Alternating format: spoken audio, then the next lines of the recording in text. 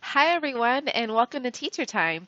I'm Trishawn Anderson, and I'm from the National Center on Early Childhood Development Teaching and Learning. And I'm so excited to be here today to talk about exploring science with preschoolers. So, joining me today is Judy Stevenson Garcia. Hey, Judy, how are you doing? Can you tell us a little bit more about what our viewers can expect on Teacher Time this season, especially for those that are joining us for the first time?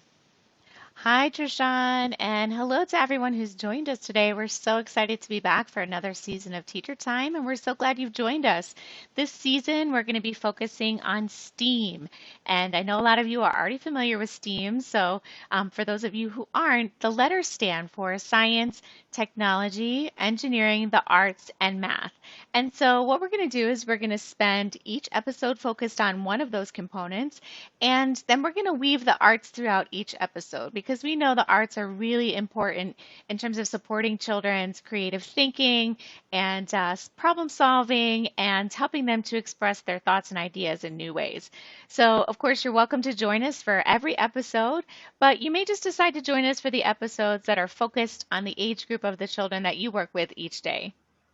Thanks for getting this all set up, Judy. It sounds like this season is going to be so exciting.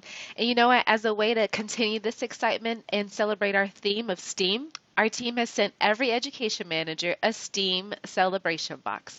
And this box contains lots of resources that'll support you in using STEAM all year long. And we had a lot of fun pulling together these resources, and we even added some fun things to the box as well. So be sure to ask your ed manager about it if you haven't seen it already. And we're also going to post the STEAM Celebration Box materials in a special folder on My Peers in the Teacher Time community so that you can access it there as well. And so also this season we brought back our Q&A facilitator, Jan Greenberg. Hey Jan, she'll be here to talk to you and to answer any of your questions that you have through that purple Q&A widget. And also we brought back one of our guest experts from last season and the original Teacher Time host, Gail Joseph from the University of Washington. And she'll be here today to talk about activities and some learning experiences that you can use to support STEAM thinking and learning. So we hope you'll leave this episode with some helpful resources and maybe some strategies you can use in your programs right away. Thanks, Trishan. Those Steam boxes sound fantastic, and I know they're on their way to programs, so hopefully you all will get us a peek into what's inside them really soon. I'm also really excited that Gail's going to be with us. She always brings such great strategies. I know today she's bringing some tips on how to use books to support scientific thinking with your preschoolers. So we'll see that in just a little bit. I want to remind you, as always, we have an evaluation link that's going to be available at the end of this episode. You can click on that link. Please fill out the evaluation. We love hearing from you and getting your feedback so that we can keep improving what we're offering here on Teacher Time.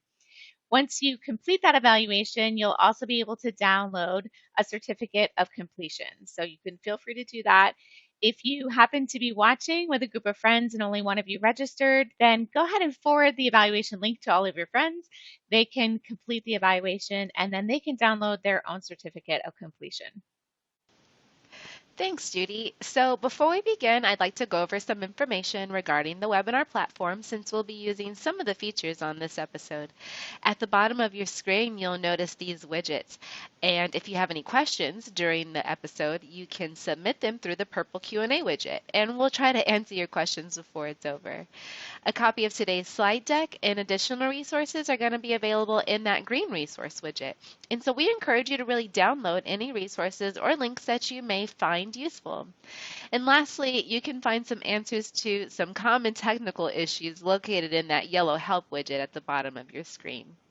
Each of these widgets are resizable and movable for a customized experience. All you have to do is click on the widget and move it across your screen by dragging and dropping, or you can even resize them using those arrows at the top corners. One thing to note that in order to view the videos today that we're going to use in our webinar, make sure you enable that Adobe Flash Player on your computer so that you can see and hear the videos when they play. And then finally, if you're having trouble with everything, try refreshing your browser and by pressing F5 on your keypad. And be sure to log off of your company's VPN and maybe exit out any other browsers that you may have opened, and hopefully you'll have a good experience with us today. Okay, and then just a couple more tips for you. This season, we have revised our viewer's guide a little bit. You're going to need it to follow along with our episode each time that we're here together. We've designed it to give you some space to reflect on some of what we're talking about, some of the videos that we're going to be watching, and write down some new ideas or strategies that you'd like to try. So during the episode today, we're going to have a few opportunities where we're going to give you a minute to just stop and reflect, write down what you're thinking, and some new ideas that you might have. So make sure to download the viewer's guide now. You can find it in that green resources widget at the bottom of your screen, and you can either print it out and write in it. It's also a fillable PDF so that you could just, if you're at your computer, you can type right into it. So go ahead and download that now before we get started. The other thing I want to let you know about is a new widget that we haven't seen before. It's the ideas widget. You can see that it's a little yellow light bulb. And what that is, it's a space for us to share some ideas with each other. We're going to tell you when to use it though, so that our ideas are very focused and specific. But we're going to get to that a little bit later in the episode when we're going to ask you to share some of the great ideas that you have. Okay, so now for today's episode, we're starting with the S in STEAM, which is one of my favorites, science. And it does not take much time working with preschoolers before you realize that they are extremely curious about the world and they ask a lot of questions. Did you know that 4-year-olds ask more questions as a 4-year-old than they do at any other time in their life? If you work with 4-year-olds or if you live with 4-year-olds, you might not be too surprised to hear this.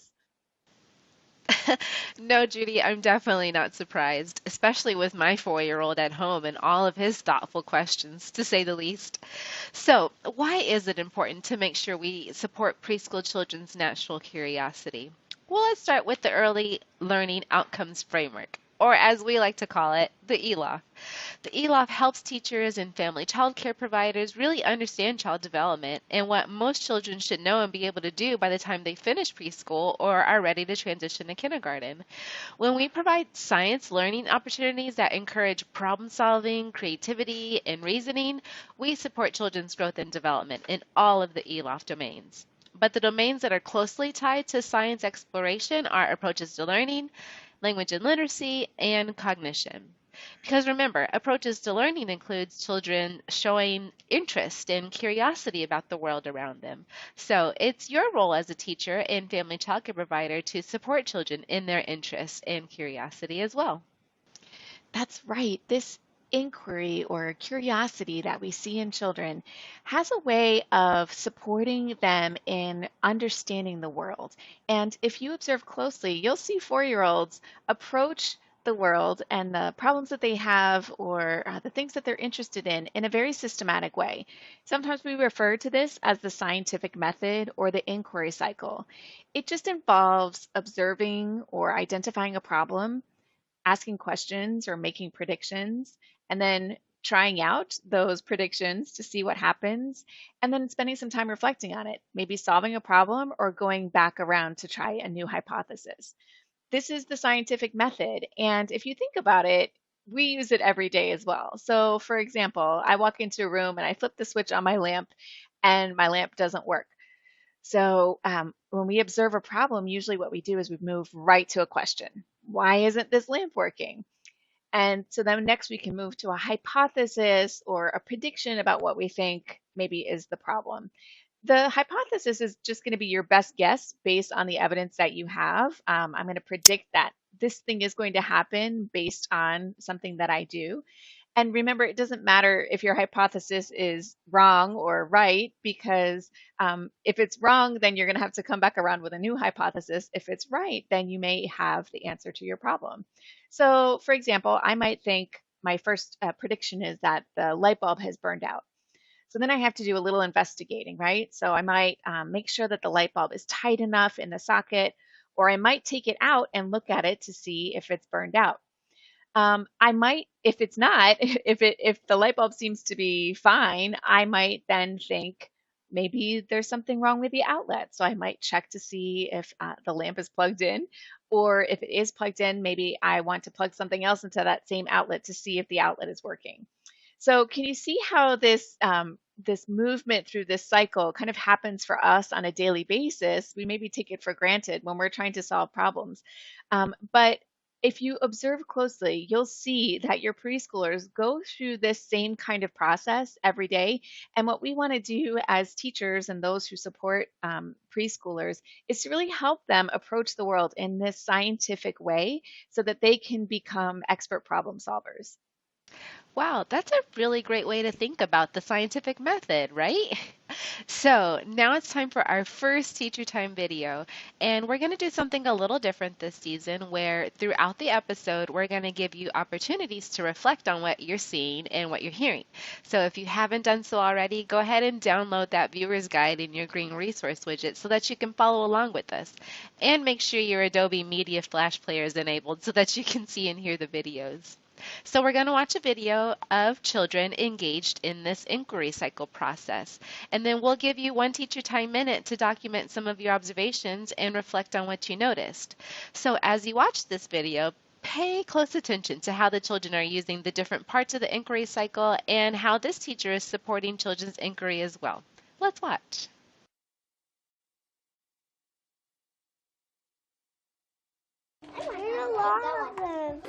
It tickles. Does it tickle when you touch it? Yeah. Baby, Mom, my baby. So when you pick it up, it tickles? My baby won't be happy. It Oh, isn't. it does tickle. You're right. My baby, Mom, my baby. How do you know that that's the baby one? It's white. It's white. Remember when we talked about during small group time that the roly-polies that are born are white and clear?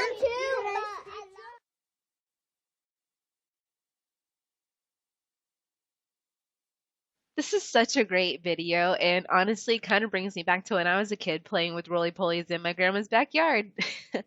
So now we're going to give you a teacher time minute to write down in box 1 of your viewer's guide what you observed the teacher and children doing and saying that was related to this whole inquiry cycle. Remember, observe, question, predict, explore, and reflect. And when we come back, we'll share with you what we observed too. Take a minute.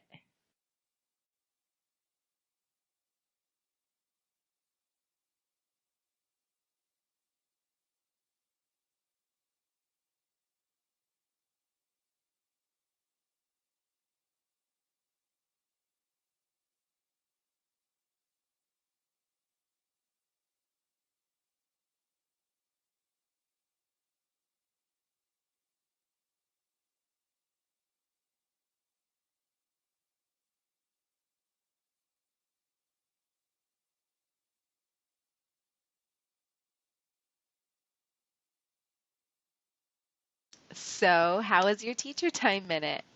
Well, hopefully you were able to reflect and maybe chat with some coworkers about what you saw. So here's some things that we noticed. See if you noticed some of the same things or something different. So first with observations, the children definitely had a chance to observe the roly-polies very closely with their hands and using the magnifying glasses. And you know what? The teacher also engaged with them and observed the roly-polies for herself. And then with regards to asking questions and making predictions, well, the teacher asks, does it tickle when you touch it? Along with other questions for the children to think about. And then with exploring, well, there was dirt, there was roly-polies, there were other debris spread out all across the table for lots of children to explore freely. And then lastly, with reflecting, when that one child found the small roly-poly, the teacher asked the child to reflect by saying, how do you know that that's a baby one? And then she reminded the children of the conversation that they had during circle time about how the baby roly-polies are sometimes white in color. This video is definitely a great example of the use of the inquiry cycle to support children's science learning. I love that video. It's definitely one of our teacher time favorites. So now let's think a little bit about how you can support science learning with your preschoolers in your program. Here are 3 steps you can take. First of all, we want to think about providing engaging environments. The second piece is going to be providing nurturing, responsive, and effective interactions. And then finally, offering science-related learning experiences and opportunities. So first, let's start with engaging environments. What does it mean to have an engaging environment or to provide an engaging environment? When we think about these types of environments in terms of science and children's approaches to learning, we want environments that are stimulating and interesting and encourage children to experiment or go through that scientific method. So there's a few things that you can do to make sure your environments are engaging and that they'll support scientific exploration. First, you want to make sure you have lots of open-ended materials.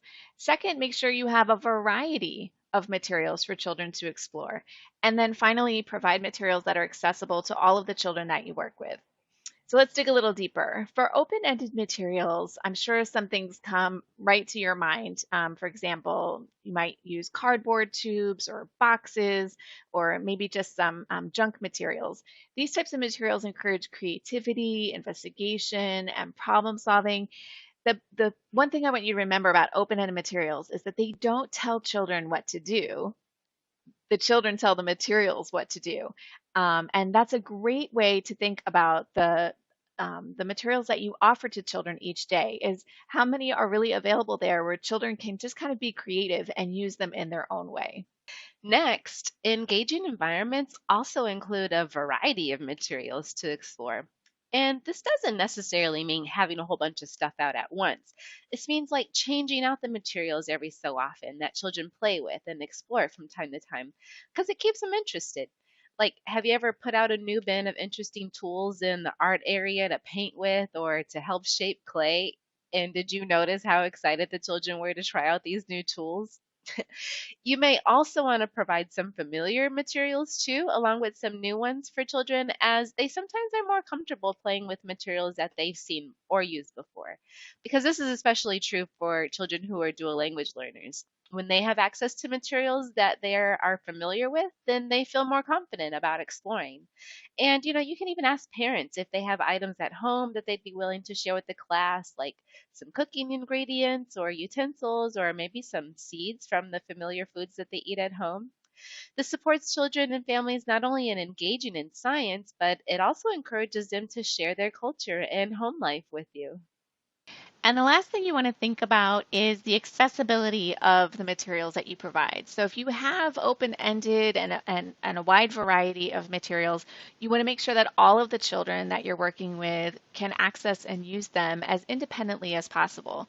So for example, think about maybe you have a seed planting activity so that you can observe the life cycle with your children.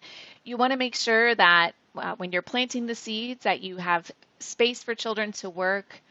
You might think about putting a non-skid mat down on the table so that the pots aren't sliding around while you're trying to fill them and add seeds to them. You could put seeds in a shallow tray so that children have easier access to them to pick them up and then put them in the pot. And you might also think about the size of the seeds. You want to make sure that you have some that are easier to pick up, like bush beans or other large seeds that will also sprout quickly, but are easier for children to access. So it's important to think both in the learning opportunities that you provide and in the materials that you provide that you are considering the needs of all of the children in your classroom and the ways that you can provide materials so that these children can use the materials as independently as possible. These are such great points, and we hope you got some ideas about open-ended, varied, and accessible materials. So now we're going to watch a video of children working in a very engaging environment. And as you watch, look for some of these open-ended, varied, and accessible materials, and also look for the ways in which this one particular child engages in the cycle of inquiry. It's cool. Take a look.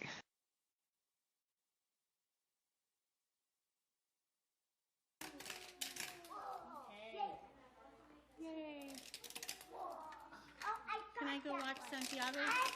Here, I'm gonna trade with you. Here, Alicia, help you. Let me see. Okay, let me see. Show me how you do that. Okay, you ready? What happened? Are you gonna?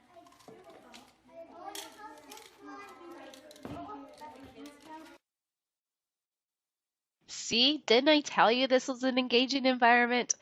All of the materials were nearly open-ended, and there wasn't one particular way to play at all. These materials sparked creativity and imagination. did you notice the variety of materials? Like from pipes to cardboard tubes to marbles and balls of all different sizes. There's so many opportunities for discovery and investigation. And one of my favorite parts of the video was when the little boy put the marble down the little curvy tube and it slipped out right away.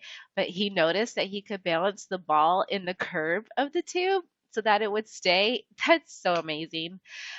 Lastly, all these materials were accessible to all children. There was enough materials for the children to explore freely, and children of all abilities could actually explore the materials independently.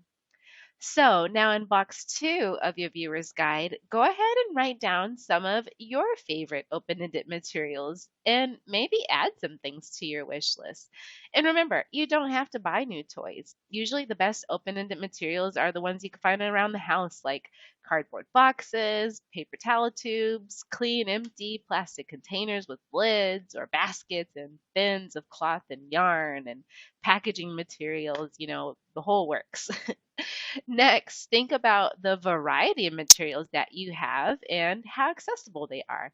And maybe write down some things that you're doing well and maybe some areas you need some support in. And we'll give you a teacher time minute to reflect. Go ahead, take a minute.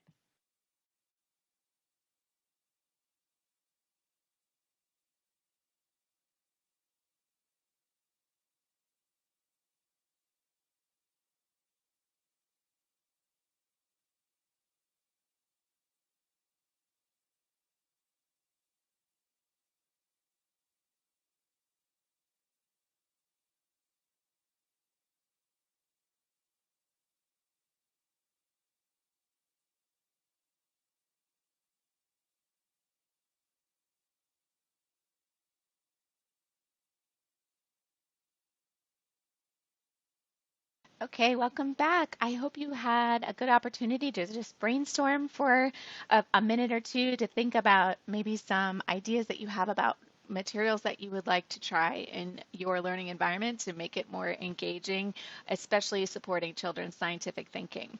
So what we're going to do is we're going to give you the chance to share your great ideas with your colleagues who are all here with us today. We're going to use the ideas widget. And remember I mentioned that at the beginning of the episode. If you look at the bottom of your screen, you'll see that little widget with a light bulb. That's our ideas widget.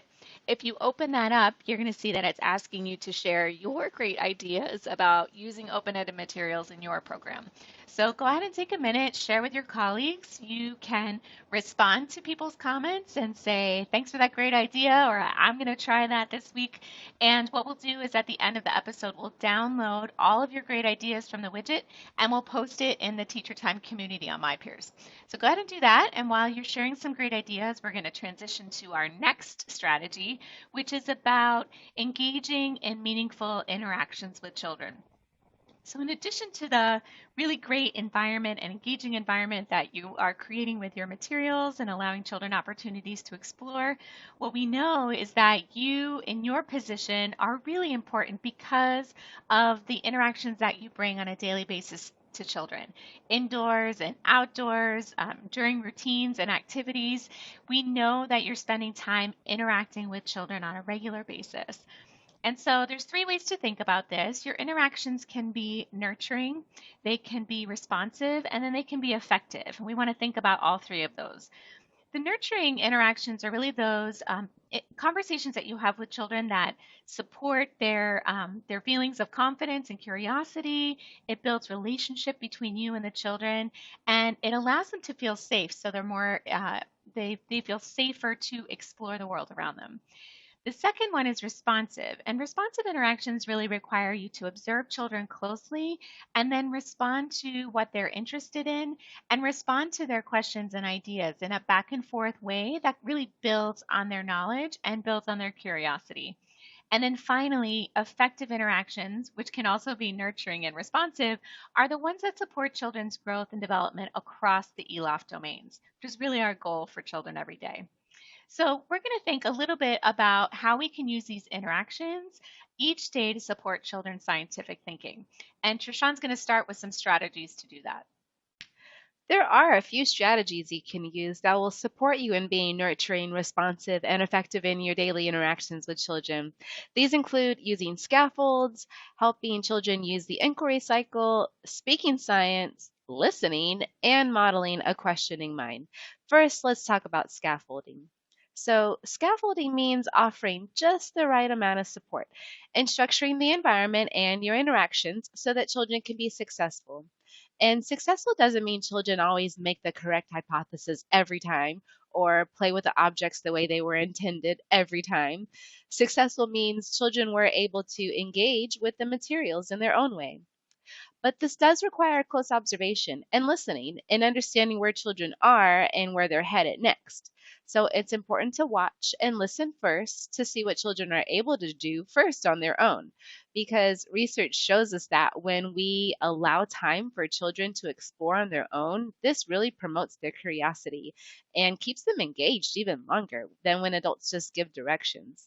So, for example, it's important for children to explore building with blocks on their own. But if a child begins to get frustrated because their tower keeps falling, you can step in with a suggestion and help them be successful.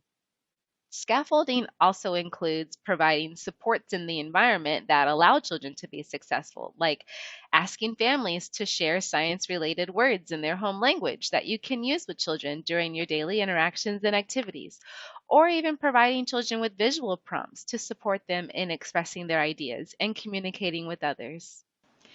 That's right. Those scaffolds are so important, especially as you begin to help children moving through the inquiry cycle. Sometimes you might have a child who has a lot of questions or a lot of ideas, but when it comes time to explore them or make a guess and you run up against a barrier or you can't solve a problem, then they just give up. And so we really want to support children in making their way through the inquiry cycle to observe and ask questions, to make guesses, to try them out, and then to think about what they've learned and maybe ask some new questions.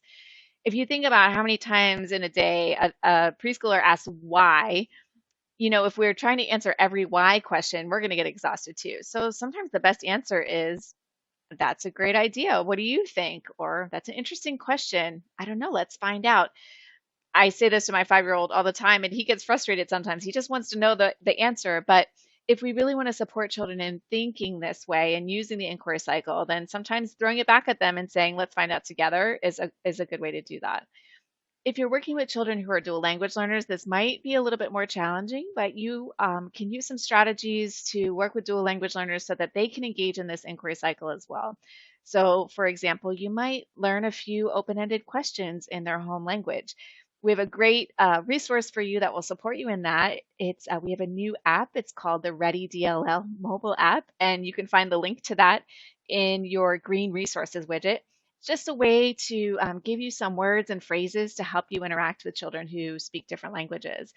And while you may not always understand their response, what they say, you can definitely observe them. If they're working with materials, you can learn a lot about what they think just by watching what they're doing. What you want to do is really make sure that we're supporting children in thinking about finding out the answers to their questions or the solutions to their problems. You can have children work together to engage in this so that they're supporting each other. But what you really want to do is make sure that you're giving them the space to explore and then the time to reflect on what they've learned and maybe even ask some new questions. Next, speak science and encourage children to speak science too. And you can do this throughout your day, inside and outside, during routines and activities. You can even use words and phrases like, I notice, or I wonder. You can make comparisons, noticing the similarity and differences between objects, because the use of language really extends and enriches this scientific experience for children and really reinforces the growth of science knowledge.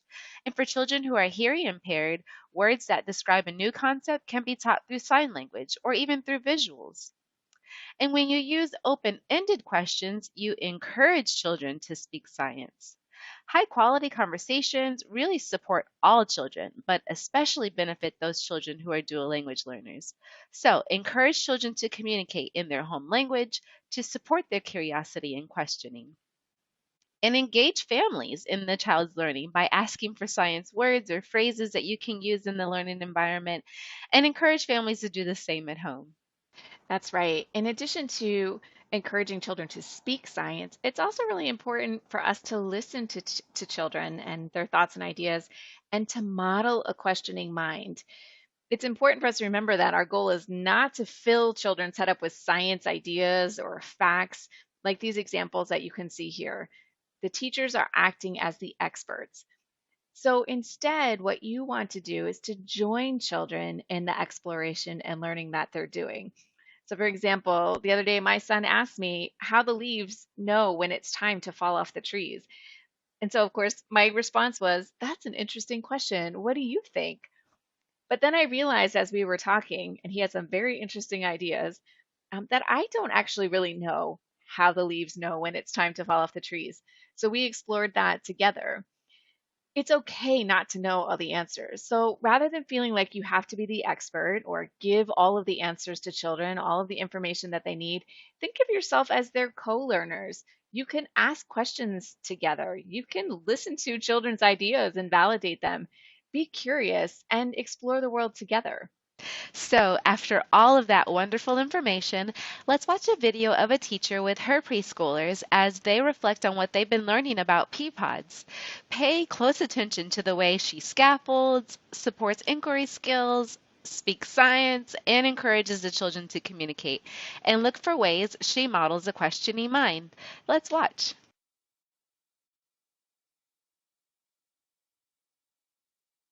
这两个里面是怎么样的？但是有些黑的，有些白的，但是这个是黑的，这个是黑的，这个是。And another reason we also use the home language to communicate with them is because sometimes English is not their first language, so it's difficult for them to express their idea. So using the home language to encourage them to share about their idea, then they will have more input into the activity, or they have more input into the concept that we are learning. And using the home language will help them to understand deeper about the concept that we are trying to teach them. 嗰入邊嗰隻豆豆點樣生出嚟嘅？ That's a good question. Yeshen has a question. He said, Action. how do the inside... Today, when we were talking about comparing the both of the pea, the green one and the dry one, and one of the child, and he was sitting next to me, and he was saying, he was explaining in Mandarin, and he was saying that when he went to the garden and he looked for those two peas, and then one was green inside, and then one was black inside. So without the language, he might not be able to tell me the whole story of how he went to the garden, how he did observation on those two different kinds of peas. So that's one of the reasons that we want This is such a great video. We just love how this teacher is responsive to the children speaking science in their home language. It's great. So now we're going to give you another Teacher Time Minute to write down in box 3 of your viewer's guide your thoughts on the way this teacher supported scientific thinking with the children. Take a minute.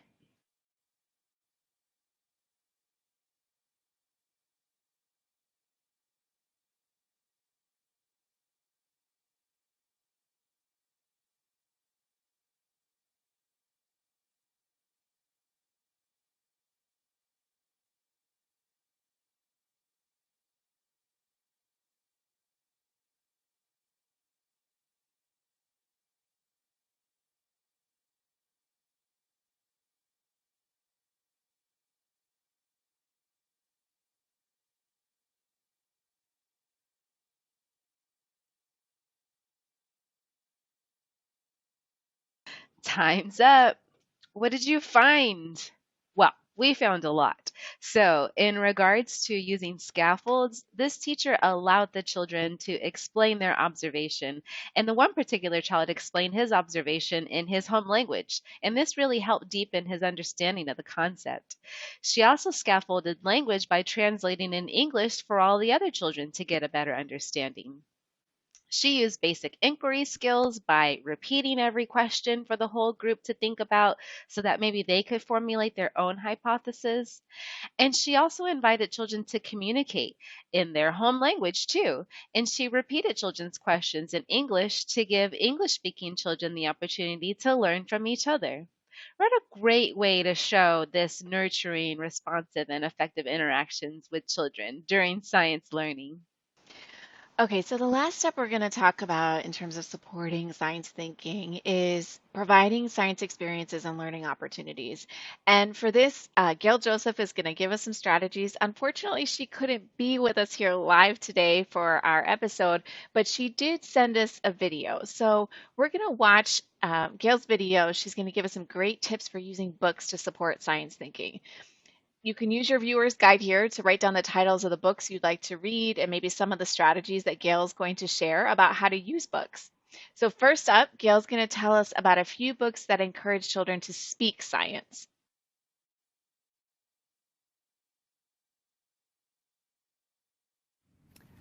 Hey, teacher time, you caught me. I'm in the teacher time lab and I am just making some lab notes because I know this session is all about science. And one of the ways I love to reinforce science with young children is through children's books. When I look through books, I'm looking for what is the scientific learning that I can draw out or reinforce in this book. I also think about what are the advanced vocabulary words related to science that I'm going to find in these books and be able to define for young children. And then I'm also thinking about how I might take what we're learning in the book beyond the book into extended learning for young children. So let's get started with a stack of great books that I think are meeting our criteria with our lab notes that you might be able to find at your public library and use with young children as well. This is a book I found that I am really loving. It is called Spiky, Slimy, Smooth, What is Texture? Because one of the things we want to do with young children is help them use their senses to make observations and give them lots of rich advanced vocabulary to describe their observable phenomena. So this book is filled with really great adjectives and vocabulary words, gooey and very oozy, things like dry and papery. And because another aspect of scientific learning we want to reinforce for young children is being able to compare and contrast. Some are plain and smooth, some are knobbly and warty, and some are curvy and lumpy. Moving from a book with lots of words to a book with no words, but that still connects us to scientific learning, is this book by Tana Hoban, Shadows and Reflections.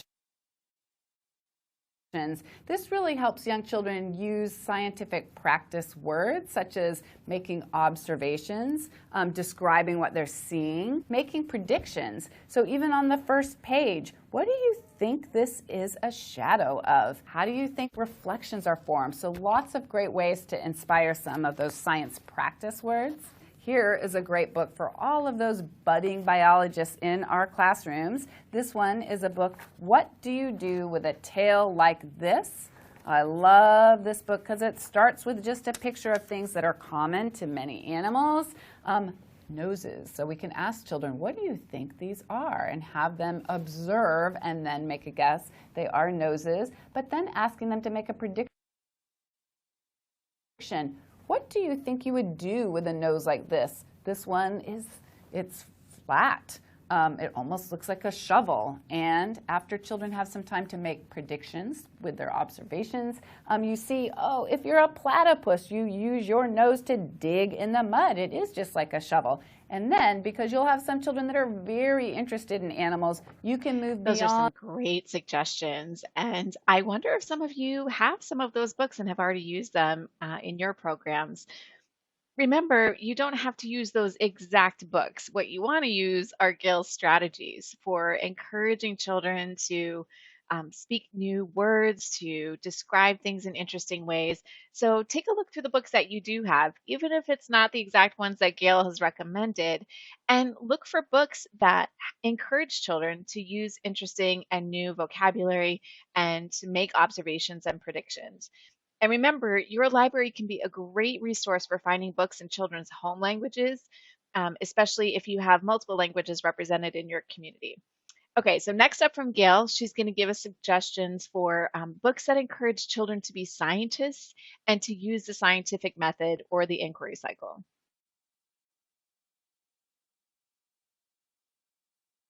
All right, another learning that we like to encourage is actually articulating the steps of the scientific method. This is one of my favorite books to do that. This is Charlotte the Scientist is Squished. So Charlotte, the character here, is a bunny who is a scientist, but she has a problem. She is pretty squished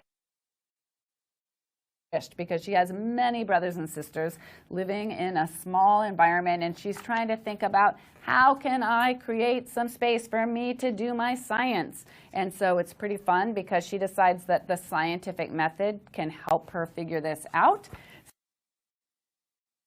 So she follows these scientific steps. Step 1 is to ask a question, and her question is, how can I get some space around here?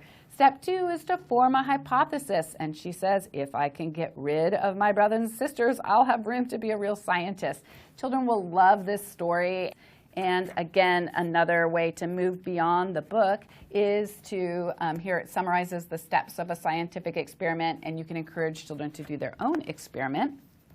Here's another great book. This is Ada Twist, the Scientist. I love this one. It's just super fun and rhythmic text. It really helps children know that part of being scientists is being imaginative and having some persistence. It also has a little sneaky history of some real scientists in here that I love. Here's another one that is Cece Loves Science, and I love that we show this young female of color being a scientist in this book, and here she is asking questions. I love that her little treehouse here is her laboratory. That's another fun science word to use. But this also reinforces the scientific method. She has a teacher, Ms. Curie, who tells her about scientists and what scientists do, and then she actually assigns the children in the class to do something scientific. And so it goes about doing the scientific method with all of her scientific notes here, experimenting, trying different things to feed the dog, and coming to a conclusion. And then again, how do you move beyond the book? There is some nice little glossary here that describes some of Cece's scientific facts that you can encourage children to try on their own. This is actually a biography of a real scientist in a nice developmentally appropriate picture book form. This one is Shark Lady, the true story of how Eugenie Clark became the ocean's most fearless scientist.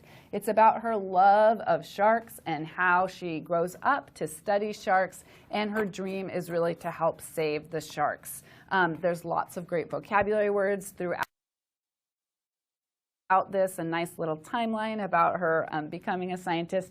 And then, because you will have some budding zoologists in your classroom, there are lots of ways to talk about this. Thanks so much to Gail for those great ideas. I hope you have some new inspiration for reading books and using them to support scientific thinking in your programs. Now let's take a minute just to talk about the arts. We've referenced it throughout this episode, but let's think specifically about how the arts can be used to support children's exploration of science concepts. For example, the dramatic play area. What a great opportunity to think about creative ways to be scientists or to be a veterinarian or a paleontologist. Dramatic play opens up the door to children's imaginations and supports reasoning, problem solving, and creativity. There's also a lot of science happening in the art area. Think about the ways that children engage in the inquiry cycle as maybe they mix different amounts of white paint into a solid color to create a wide range of shades.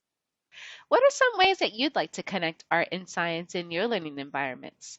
In box 5 of your viewer's guide, take a teacher time minute to write down some ideas to share with your teaching team or supervisor. Take a minute.